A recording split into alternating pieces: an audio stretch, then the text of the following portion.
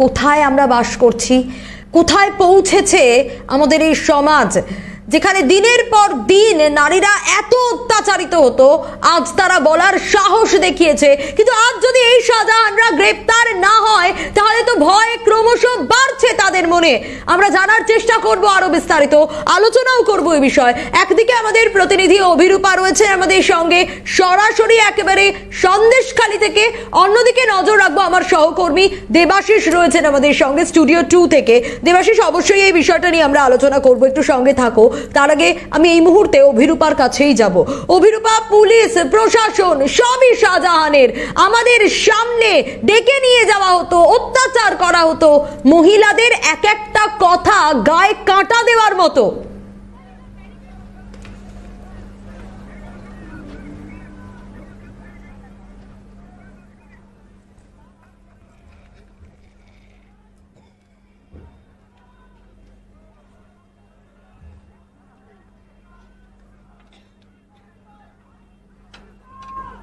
দেখো, মহিলারা 10 বছর 12 বছর তারা কথা বলতে পারেননি, তারা অত্যাচারিত হয়েছেন। মুখ বুঝে তাদেরকে ডেকে নিয়ে যাওয়া হতো, তাদেরকে মিটিং করানোর নামে নিয়ে গিয়ে বসিয়ে রাখা হতো, তারপর স্বয়ংবর সভার মতো যাদের সুন্দর দেখতে তাদেরকে বিশেষভাবে ঘরে নিয়ে যাওয়া হতো, এবং তারা যখন ঘর থেকে বেরোতেন অন্য মহিলাদের সামনে তারা মুখ খুলতেন না, লজ্জায় তারা বাড়ি চলে যেতেন। এই বিষয়টার এই সময়টা, এই টানা 10 বছর টানা অত্যাচার সহ্য করেছেন এই মহিলারা। বাড়ির মহিলারা যারা মেয়েদেরকে পাঠাতেন, মায়েরা বা সেক্ষেত্রে অনেক প্রবীণা, তারা পর্যন্ত মুখ খুলেছেন। তারা বলছেন যে প্রতিদিন এই অত্যাচার তারা সামনাসামনি হতেন। এই অত্যাচারের মুখোমুখি হয়ে যদি বাড়ির পুরুষরা প্রতিবাদ করতেন তখন তাদেরকে মিথ্যে মামলায় ফাঁসিয়ে দেওয়া হতো এবং দীর্ঘদিন তাদেরকে ঘর ছাড়া বাড়ি ছাড়া করে রাখা হতো। এবং শুধু তাই নয়, মিথ্যে মামলায় ফাঁসিয়ে দিয়ে তাদেরকে হয় জেলখানায় আটক করে রাখা হতো, নয় এলাকা ছাড়া করে দেওয়া হতো। ফলত প্রতিদিন প্রতিনিয়ত লুণ্ঠিত হচ্ছিল তাদের সম্মান। শ্লীলতাহানির মুখোমুখি হয়েছেন এরকম কিছু মহিলা যারা আমাদের সামনে মুখ খুলেছেন, যারা বক্তব্য রেখেছেন, যারা বলছেন, যারা কাঁদছেন, যারা কাঁদতে কাঁদতে বলছেন যে আমরা আমাদের সম্মান রক্ষার্থে ব্যর্থ। তার কারণ জোর খাটিয়ে বলপূর্বক শেখ শাহজাহানের লোকজন এবং বেশ কিছু দুষ্কৃতী তারা বাড়িতে আসতেন, মিটিংয়ের নামে, দল করার নামে ডেকে নিয়ে যাওয়া হতো এবং তারপর অকথ্য অত্যাচার করা হতো। কি অত্যাচার করা হতো এখনো পর্যন্ত তারা সেটা মুখ ফুটে বলতে পারছেন না, তার কারণ তারা সম্মানহানি হয়েছে এ কথা সত্যি মুখ দিয়ে বলা যায় না। এবং তারা বলছেন, একজন মহিলা হিসেবে আমাকে বলছেন, একজন মহিলা হিসেবে আপনি বুঝে নিন আমাদের কি সম্মানহানি হয়েছে। আমরা পুলিশের কাছে গেছি, আমরা যখন প্রশ্ন করেছি আপনারা পুলিশের কাছে গিয়েছেন, অভিযোগ জানিয়েছেন, বলেছে পুলিশের কাছে গিয়েছি, অভিযোগ জানিয়েছি। বারবার বলা হতো যাদের নামে অভিযোগ করছেন তাদের কাছেই চলে যান, অর্থাৎ তারাই আপনাদের শেল্টার দেবে, আমরা কিছু করতে পারবো না। অর্থাৎ যারা রক্ষক হিসেবে রাখা হয়েছে তারাই কি ভক্ষকের ভূমিকা পালন করতেন। অর্থাৎ গত 10 বছর ধরে কিভাবে একটা বিচ্ছিন্ন দ্বীপের আকারে এই সন্দেশখালীর মহিলারা থাকতো, তারা প্রতিনিয়ত ভয় পেতেন। বাড়ির তরুণী যারা রয়েছেন তাদেরকে নিত্য প্রয়োজনীয় কাজে বের করতে ভয় করতেন। সন্ধে হলেই, অর্থাৎ সূর্য ডুবলেই তারা তাড়াতাড়ি ঘরে ঢুকে যেতেন। অর্থাৎ তাদের পড়াশোনা, সেক্ষেত্রে আমরা এটা বুঝতে পারছি যে একজন মেয়ে সে পড়াশোনা করার জন্য বাইরে বেরোতে পারতেন না, তাদের সম্মান ভুলুণ্ঠিত হওয়ার ভয়ে।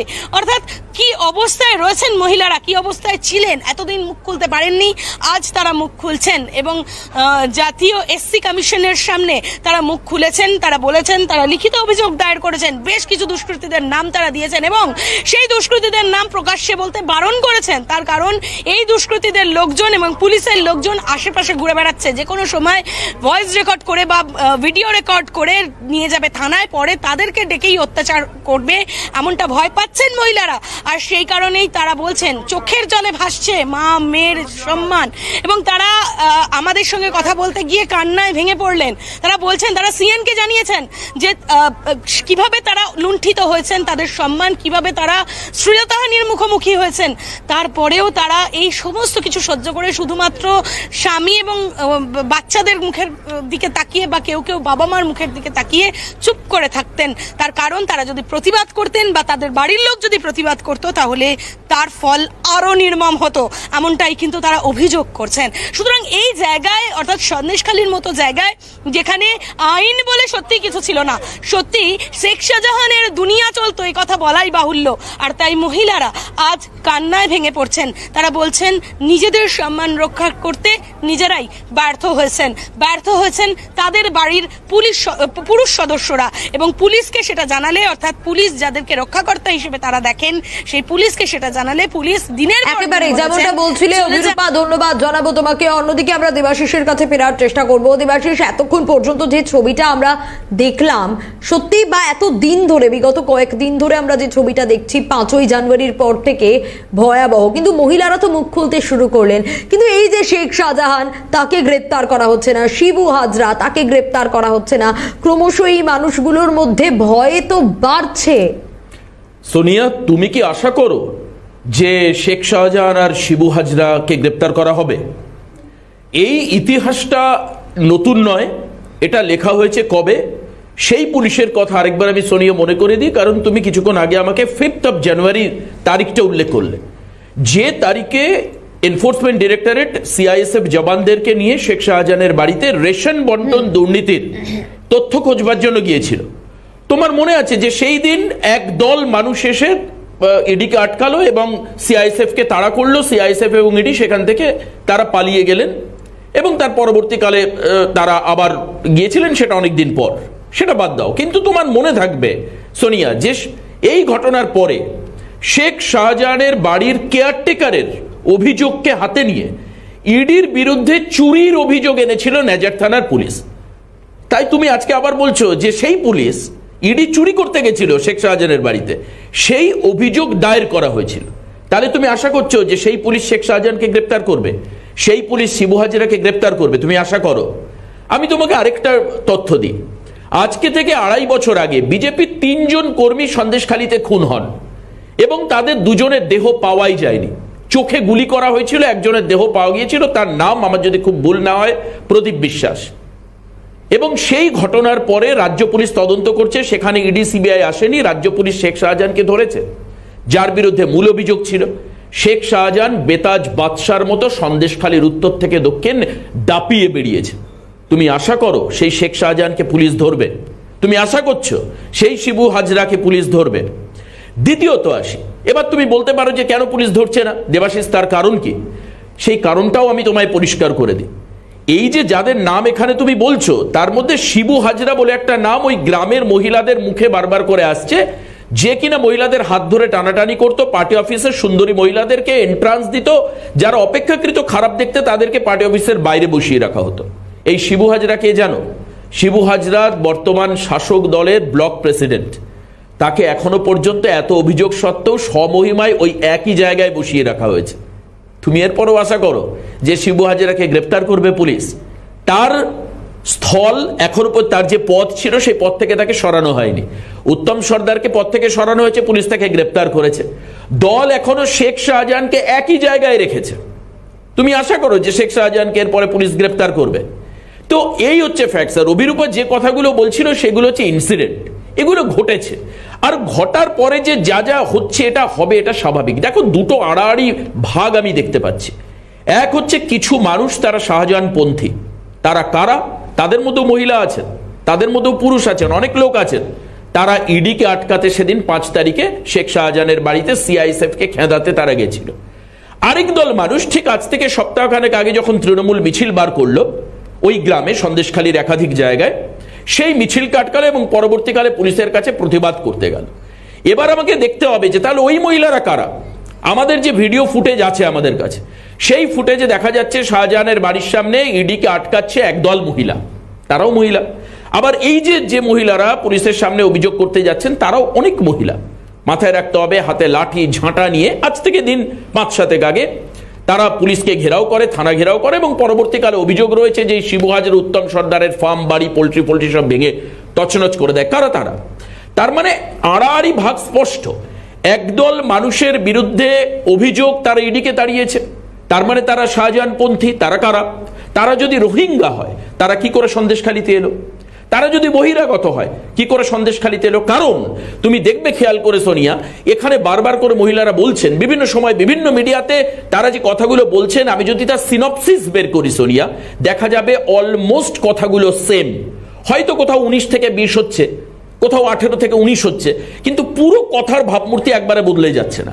অর্থাৎ ফ্যাক্টস ওয়ার হ্যাপেনিং, যে ঘটনাগুলোর কথা বলছেন সেগুলো হয়েছে, হয়তো কোথাও একটু বেশি হচ্ছে, কোথাও একটু কম হয়েছে, কিন্তু ঘটনাগুলো ঘটেছে। তাহলে এই যে যারা মহিলা, অর্থাৎ যারা সেখানে থাকতেন, যারা পুরনো অধিবাসী সন্দেশকারীর, সেই মানুষদের উপরে তাদেরকে ডমিনেট করা হতো এবং ডমিনেট করে রোহিঙ্গা মহিলাদের বা রোহিঙ্গা মানুষকে সেখানে ঢোকানো হতো। তারা হচ্ছে শাহজাহানপন্থী। একাধিক জায়গায় জমিতে নোনা জল ঢুকিয়ে জমির ধান চাষ নষ্ট করে দেওয়া হতো ভেড়ি বানানোর জন্য। ভেড়িতে কাজ করতো কারা? এই রোহিঙ্গারা, কম অর্থের মজুর। তারা ডমিনেটেড হতেন এই মহিলারা, যাদের এই ছবি পাশে আমি দেখতে পাচ্ছি, টিভি স্ক্রিনে আমার প্রোডাকশন থেকে দেখাচ্ছেন, আমাদের পিসিআর থেকে, যে যারা ঝাঁটা হাতে, খুন্তি হাতে, লাঠি হাতে তারা প্রতিবাদ করতে যাচ্ছেন শাহজাহান বাহিনীর বিরুদ্ধে। খুব পরিষ্কার একটা জায়গা। মহিলাদের কথার যেহেতু পরিবর্তন হচ্ছে না, ক্রমাগত একই কথা বিভিন্ন মহিলা বলছেন, তার মানে শুনি এটা আমি ধরে নেব তর্কের খাতিরে এই ঘটনা ঘটতো গ্রামে। এবং যে ঘটনার ছবি আজকে সঙ্গে থাকো দেবাশিস, ইতিমধ্যে আমরা সাংসদ লকেট চট্টোপাধ্যায়ের সঙ্গে যোগাযোগ করতে পেরেছি, টেলিফোনে তিনি রয়েছেন আমাদের সঙ্গে। লকেট দি, স্বাগত জানাবো সিএনএ। যে পরিস্থিতি তৈরি হয়েছে ইতিমধ্যে সন্দেশখালীতে, তা নিঃসন্দেহে লজ্জার। মোরালেস প্রত্যেকটা মহিলার কাছ থেকে এই বক্তব্য শোনার পরও শেখ শাহজাহানকে পুলিশ গ্রেপ্তার করছে না। হ্যালো লকেট দি, শোনা যাচ্ছে? হ্যাঁ হ্যাঁ লকেট দি, যে পরিস্থিতি সন্দেশখালীতে, হ্যাঁ বলুন। দেখুন, যে পরিস্থিতি সন্দেশখালীতে হয়েছে সেটা মানে লজ্জার পরেও, মানে আমি জানি না, এটার কোনো ভাষায় আমি বলতে পারবো না, আমার কোনো ভাষা আসছে না, শব্দ বেরোচ্ছে না একজন মহিলা হয়ে। এবং যখন মহিলারা তাদের মুখ থেকে যে কাহিনী শোনাচ্ছে, মানে এটা তো ভয়াবহ। মানে এরম সন্দেশখালী আজকে কলকাতা থেকে মাত্র 40 কিলোমিটার দূরে, এই সন্দেশখালীতে যদি মহিলাদের এইরকম দিনের পর দিন অত্যাচার করা হয়েছে, এতদিন ধরে তারা মুখ বন্ধ করেছিল কি করে? আমি তো সেইভাবে স্যালুট জানাই সেই সব মহিলাদেরকে যারা আজকে বেরিয়ে এসে আজকে এত বড় এটা জানাচ্ছে এবং যারা যে কাহিনী শোনাচ্ছে, মানে মহিলাদেরকে তুলে নিয়ে যেতে, এটা যে জঙ্গি সংগঠন, এটা মমতা বন্দ্যোপাধ্যায় তৃণমূলের জঙ্গি সংগঠন এটা করে। নিজেরা আজকে এইভাবে মানে মহিলাদেরকে তুলে নিয়ে গিয়ে রেপ করতো স্বামীর সামনে, সন্তানের সামনে, আর তাদের বাঁচানোর জন্য তারা মানে নিজেদের সবকিছু দিয়ে দিয়েছে। আর কলকাতায় বসে তিনি দেখাচ্ছেন 500 টাকা, 1000 টাকা দিচ্ছি, আর কলকাতার অদূরে মহিলাদেরকে পার্টি অফিসে শেখ শাহজাহানের ঘরে পাঠিয়ে দিচ্ছে। লজ্জার কথা। বাংলার মহিলারা আওয়াজ তুলুক, আর দেশের মহিলারা এই বাংলার মহিলাদের, সন্দেশখালীর মহিলাদের সঙ্গে আছে, এবং এই জবাব 2024-এ মমতা বন্দ্যোপাধ্যায়কে পেতে হবে। লকেট দি, আরো একটা বিষয়, এই যে মহিলারা আজকে তারা আশা করেছিল কোথাও গিয়ে শেখ শাহজাহান গ্রেপ্তার হয়ে যাবে, শিবু হাজরা গ্রেপ্তার হয়ে যাবে, তারা মুখ খুলেছে, কোথাও গিয়ে তো এবার তারা ভয় পাচ্ছে যে কোথায় এই মানুষগুলোকে তো গ্রেপ্তার করা হচ্ছে না। ভয় পাওয়ার কিছু নেই, এদেরকে জ্যান্ত নালে মৃত অবস্থায় ধরা হবেই, এদেরকে ফাঁসি দিতে হবে, আর কিছু নেই। কোনো জেল না, কোনো যাবজ্জীবন কারাদণ্ড না, এদের ফাঁসি চাই। ফাঁসি ছাড়া এদের কোনো রাস্তা নেই। যে যারা নিজেরা মায়ের থেকে জন্ম নেয়, মায়ের গর্ভ থেকে জন্ম নেয়, সেই মায়েদেরকে এরা অত্যাচার, রেপ করছে, মানে এদের ফাঁসি ছাড়া, এরা পশুর থেকেও অধম। অনেক ধন্যবাদ জানাবো লকেট দি। কথা বলছিলাম বিজেপি সাংসদ লকেট চট্টোপাধ্যায় ছিলেন আমাদের সঙ্গে টেলিফোনে। আবারও দেবাশিসের কাছে আমি ফেরার চেষ্টা করব। দেবাশিস, তুমি ঠিক যে কথাটা বলছিলে, কিন্তু এই সবকিছুর ভিড়ে, হ্যাঁ অবশ্যই পুলিশ, শেখ শাহজাহান, উত্তম, শিবু, সবার যোগের কথাও কিন্তু উঠে আসছে সাধারণ মানুষের গলায়, কিন্তু কোথাও গিয়ে এই রাজ্যে যা যা ঘটনা ঘটছে তারপরে তো এই কথাটা রয়েছে দেবাশিস, যে পুলিশ চাইলে সবটা করতে পারে, পুলিশ চাইলে ধরতে পারে, কোথাও গিয়ে প্রশাসন চাইছে না। পুলিশকে দোষ দিয়ে লাভ নেই সোনিয়া, আমি খুব স্ট্রেট বলি, পুলিশকে দোষ দিয়ে পুলিশের এলিজিবিলিটি, পুলিশের এফিসিয়েন্সি নিয়ে আমার কোনো আপত্তি নেই। পুলিশ অত্যন্ত এলিগেন্ট, তারা কাজ করছে, কিন্তু যার পোস্টিংটা বসিরহাট রয়েছে তাকে যদি এখন পীরখালির কোনো একটা জায়গায় পোস্টিং করে দেওয়া হয়, তাহলে সে কেন করতে যাবে? দেখো, যে পুলিশ, যাকে দোষারোপ করা হচ্ছে, সেই পুলিশ পরিষ্কারভাবে কারোর না কারোর নির্দেশ শুনে চলছে। হায়ারার্কির কথা শুনে চলছে। পুলিশকে আজকে হাতের উপর হাত রেখে বসে থাকতে বাধ্য করছে কেউ, এটা একদম পরিষ্কার। তুমি শুনতেই পাচ্ছ যে শিবু হাজরাকে চাইলেই আজকে পুলিশ গ্রেপ্তার করতে পারে, শেখ শাহজাহানকে আজকে চাইলেই পুলিশ গ্রেপ্তার করতে পারে, কিন্তু তার আগে তোমায় মাথায় রাখতে হবে যে দল কি সদর্থক ভূমিকা নিচ্ছে তৃণমূল কংগ্রেস। কই শেখ শাহজাহান যে পদে রয়েছেন সেই পদ থেকে তো তাকে সরিয়ে দেওয়া হয়নি। এত ঘটনার পর শিবু হাজরা আজ ব্লক প্রেসিডেন্ট রয়েছেন, তাকে তো সেখান থেকে সরানো হয়নি। ঠিক যেরকমটা আমরা নিয়োগ দুর্নীতির ক্ষেত্রে দেখেছি, শুধুমাত্র পার্থকে সরিয়ে দেওয়া হয়েছে পোশাকিভাবে। অনুব্রতকে তো সরানো হয়নি ক্যাটেল স্মাগলিং এর জন্য, মানিক ভট্টাচার্যকে তো সরানো হয়নি তার পদ থেকে, তিনি তো এখনো বিধায়ক রয়েছেন। জীবন কৃষ্ণ সাহা, তিনি মোবাইল ছুঁড়ে ফেললেন চুরি করার অভিযোগ, তাকে তো সরানো হয়নি তার পদ থেকে। অর্থাৎ কোথাও না কোথাও যারা মেকানিজমটাকে হ্যান্ডেল করে, অর্থাৎ পুলিশ তো আজকে অটোনোমাস না। তুমি বলতে পারবে যে পুলিশ আজকে অটোনোমাস, পুলিশ তার নিজের মতো কাজ করতে পারছে, স্বাধীনভাবে কাজ করতে পারছে, মুভমেন্ট করতে পারছে, বলতে পারবে? যদি বলতে পারো তাহলে সেক্ষেত্রে আমি বলবো যে পুলিশ ইনএফিশিয়েন্ট। কিন্তু পুলিশ এনাফ এফিশিয়েন্ট, পুলিশকে কেউ থামিয়ে রাখছে। এই কারণের জন্যই হাতের উপর হাত রাখা পুলিশকে পা দোলাতে দোলাতে বলতে হচ্ছে, সন্দেশখালীর মহিলারা যখন হাত টানাটানের অভিযোগ আর পার্টি অফিসে রাত্রে সুন্দরী মহিলাদের নিয়ে যাওয়ার অভিযোগ, যখন স্বামীকে কোদালের বাঁট দিয়ে মারার অভিযোগ জানাতে যাচ্ছেন, তখন পুলিশকে বাধ্য হয়ে বলতে হচ্ছে যে আপনারা শিবু হাজরাকে জানান, আমাদের কিছু করার নেই। অর্থাৎ এখানেই যে কথাটা উঠে আসে দেবাশিস, তুমি যেগুলো বলছিলে খুব স্বাভাবিকভাবেই বারবার বিরোধীরা যে অভিযোগ তোলে পুলিশ দলদাসে পরিণত হয়েছে। Fact Sonia, fact. যেটা ঘটছে এটা পরিষ্কার হচ্ছে। কিছু কিছু লোকের বিরুদ্ধে। সঙ্গে থাকো দেবাশিস, সিপিএম নেত্রী কনিনিকা ঘোষ তিনি রয়েছেন ইতিমধ্যে আমাদের সঙ্গে টেলিফোনে। কনিনিকা দিয়ে স্বাগত জানাবো সিএনএ। এই গোটা বিষয় সন্দেশখালীতে মহিলাদের কথা, প্রত্যেকটা কথা গায়ে কাঁটা দেওয়ার মতো, কিন্তু তারপরেও ব্যবস্থা কি হচ্ছে এই প্রশ্নটা তো উঠছে বারবার।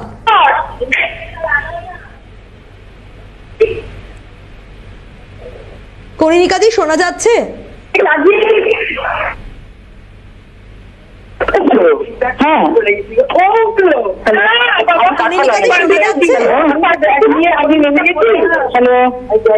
কনিনিকা দি শুনতে পাচ্ছেন?